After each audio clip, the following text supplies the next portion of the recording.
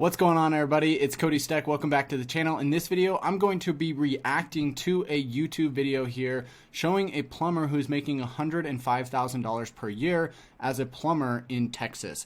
This is a video that I saw pop up, and as somebody who believes that the trades are completely underappreciated, I wanted to react to this video and just show you what my thoughts are on being a tradesman and being able to earn six figures in a year. I think this is a lot easier than people think, and unfortunately there's a huge demand for it, and a lot of people who could get into this field but just don't choose to do so because maybe it's not seen as glamorous or anything.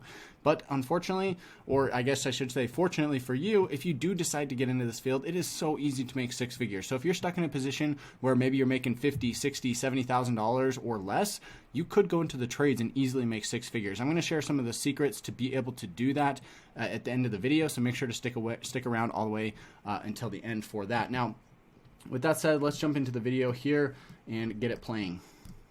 My family was very supportive. My peers definitely were not. They looked down on the trade. They felt like because exactly what I just said.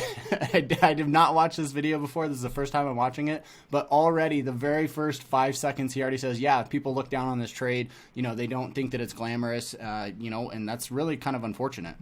I didn't go to college. I wasn't going to amount to anything. People expect us to.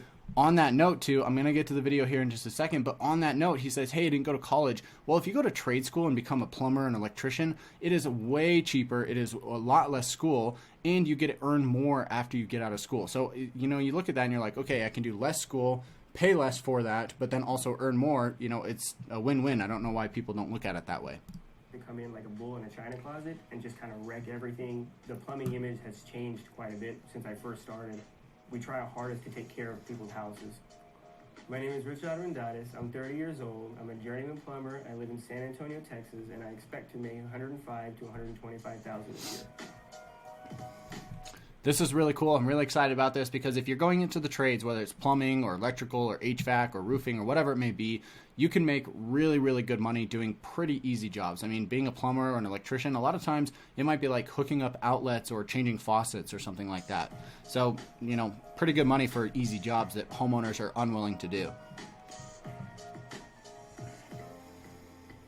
I grew up in New Braunfels, Texas. It was me, my mom, my brother, and my sister. We're a pretty tight-knit family. We used to play board games all the time, and my grandparents are the ones who really kind of instilled the hard work in me. When I was in high school, this was at Churchill High School, it was very frowned on to do trades. So they were really downplaying the trades and pushing college on everybody. There was teachers that... That's really funny that he mentions that because I had the same exact experience in my college. They said, hey, you don't want to go into the trades. Nobody ever talked about it. The only talk that you heard was about going to college, and that is so unfortunate because the trades are in major demand right now, and you can actually make really good money and live a good lifestyle as a tradesman here. That was, you know, in our assemblies, everything was geared towards going to school, and if you didn't, well, good luck.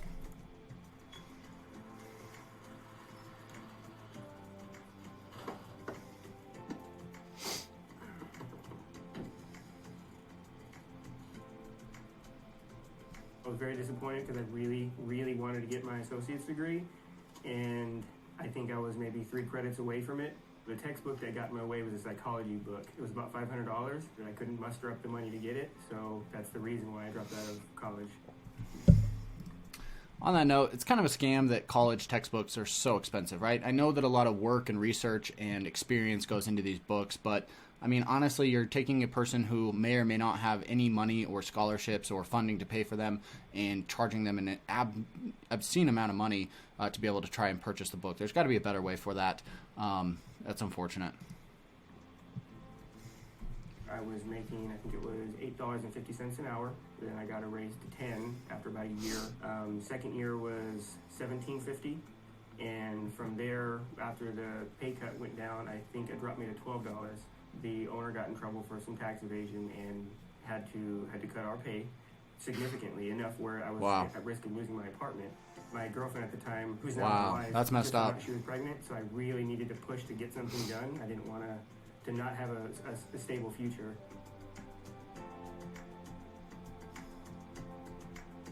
I was 20 years old when I started plumbing. I reached out to my mom for some help, and she directed me towards my father, who I hadn't seen in a long time. He's the one who I guess, ushered me through the door and got me started in an apprenticeship program.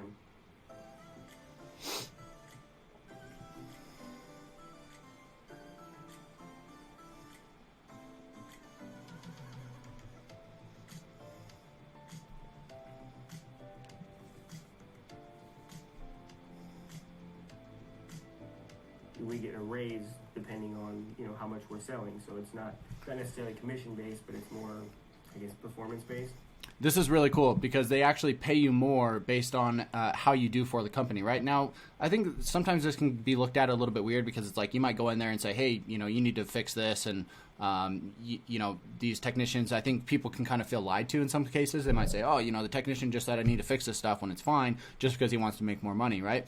And, you know, that's where it comes into morals and ethics and all that stuff. But, you know, I'm just saying that it's really cool that this company offers that ability because as you go in there, if you do a really good job, that homeowner is going to call you the next time. If you're nice, if you show up on time, if you do everything you need to, and you do the job and get it done quick, they're going to call you time and time again. They're going to refer you to their friends, and you're going to continue to grow the business. So this guy having the opportunity to be able to earn more based on his performance, like he said, you know, getting those things done, doing it in a quick, efficient manner and getting it fixed, people are really going to appreciate that, and it's going to help him in the end be able to earn more money. So even if you're working for a company, you can still make really good money with this type of model. The pay rate, it's endless. So whatever you start at, you can end on an infinite number. There's no cap off. I can tell you the highest that I've ever been, I think it's like $86 or $87. This is really cool too because he's actually working for a company, so he gets the stability and he gets the marketing and the business from having an established company who already has their name out there, but he still has the ability to earn more money as if he were out there on his own. So this is like the perfect setup for being in the plumbing trade. This guy's really got a good situation because he's got the stability, you know, when times are slow, he's going to get work from just, you know, business coming in from the owner or whoever, you know, is running the company. But then he can also go out there and sell his services to other people on the side and be able to make additional income from that. We just loaded up the water heater. We got to go install this bad boy today in somebody's garage. So for right now, we're going to get our parts together so we can have what we need. Plumbing is fun because you know when you start, but you don't know when you get off. Our days a week standard is Monday through Friday. We do run on call. When we do on call, here we're doing 1 day a week. When you're on call, you can pretty much expect to not have any plans. Don't make any plans because you'll probably get wrecked. Don't expect to come home in time for dinner. The Saturdays are always booked up. Sundays are a little bit slower. We're so booked right now with calls. We need plumbers. We need people to come in and help.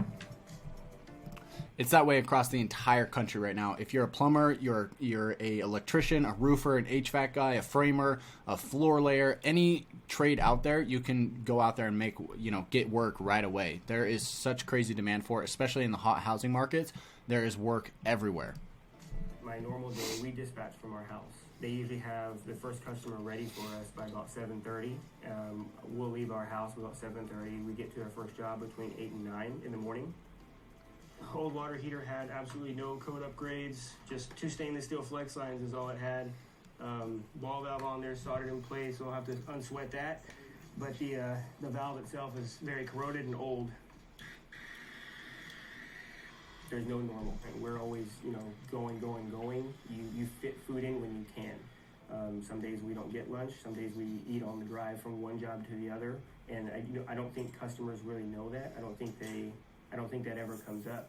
Sometimes if you get stuck on a job, or let's say you're on a job where a customer has no water, you can't really leave them without water, so we try our hardest to get them some kind of service before we can take a break. So we're gonna turn the water onto the water heater now. You don't always get home, you know, and have time to sit down with your family and have a sit-down dinner. That can be a little bit difficult. There's been several days where I'm not getting home. I will say, being in this trade, you know, where he says, hey, you don't get home in time for dinner, you're on call, you always got stuff to do. This is exactly how real estate is. This is how mortgage sales is. This is how software sales. A lot of jobs in the world run on this type of schedule, right? Where you don't just have a normal 9 to 5. And that's something that's really important is, honestly, the jobs that are 9 to 5 are going to limit you in how much you can make. But if you get outside of that, if you get into a job where you're on call or you're not working, you know, where your time is not necessarily tied to the money that you make, you can make drastically higher amounts of money. So that's just something to kind of keep in mind as you're thinking about learning about money. get away from those 9-to-5 jobs, and you'll be able to earn more money. So look at a job like this and you could say, okay, well, yeah, he gets the downside of, not being home in time for dinner, but he gets the upside of being able to make 6 figures as a plumber. Until 9 or 10 at night, and I hadn't eaten all day.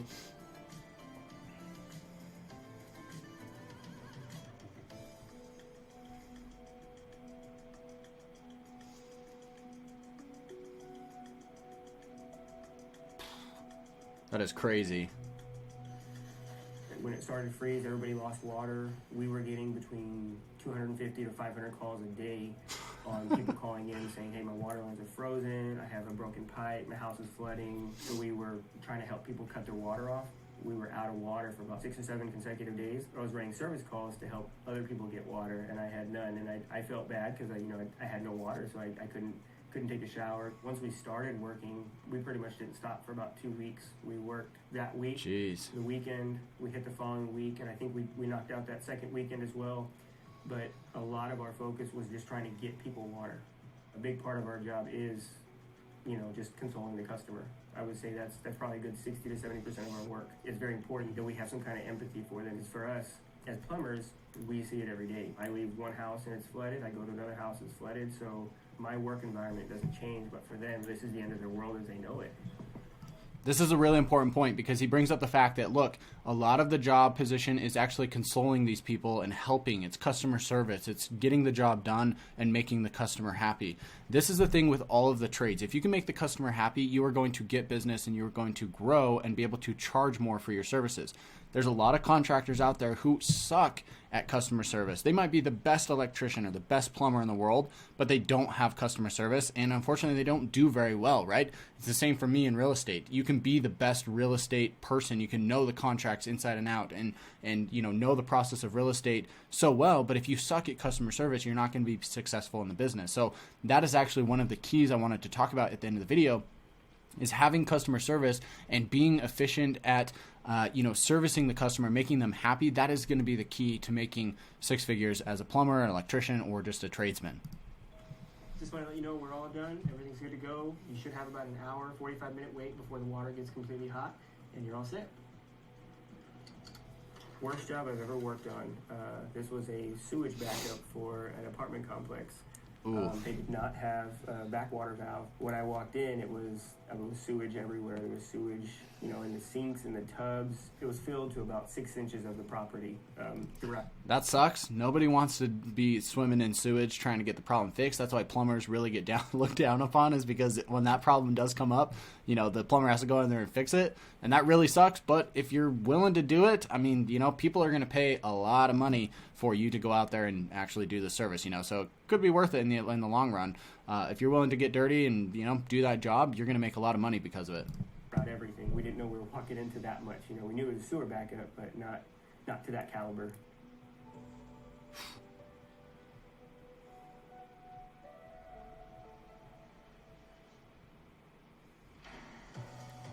The money's actually done a lot of good for me and my family. So my wife, actually, she has to have a very, very expensive surgery coming up really soon. And I've been able to put away almost for the entire surgery without insurance helping anything. That's cool. I'm more family oriented. I love spending time with my kids and my wife because that time I'll never get back. So at least right now, I'm focusing more on my family. They absolutely love doing anything and everything outdoors. We're real big into like obstacle course races, the Spartan race, Savage race. We're real heavy into that kind of stuff.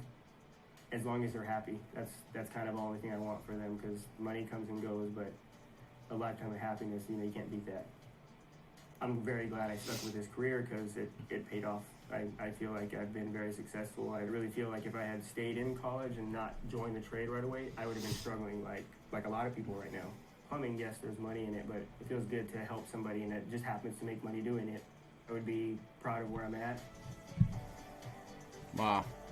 That's really cool. This guy's got a really bright future. I think he's going to be in a spot where he can get You know, honestly, I could see him making $150,000, $200,000 per year, especially if he, you know, one day maybe wants to go out on his own, do his own thing, or maybe he just sticks with that company and just continues to build a customer base and continues to do really good work. You know, he could, you know, potentially make even more money doing this. And, you know, who knows, maybe one day he runs his own company. I'm not saying that's necessarily the fix or the right decision for everybody, but, you know, being a tradesman is completely undervalued in today's society.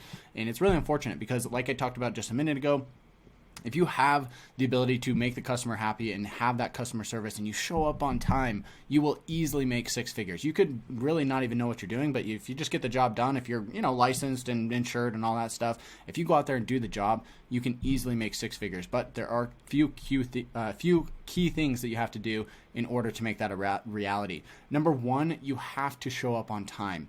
You have to show up on time and give, you know, sometimes you don't know when you're going to be done, right? He says you start the job and you don't know exactly when you're going to be finished with that job, but you have to go out there and you have to say, hey, I'm going to be there sometime between 10 and 11, and you have to hit that to the best of your ability. Now, sometimes you can't just leave the job that you're done, you know, working on before, especially if it's not done, but you have to be, you know, communicate with people. Let them know, hey, I'm running behind. I'm going to be there closer to noon. Is that okay?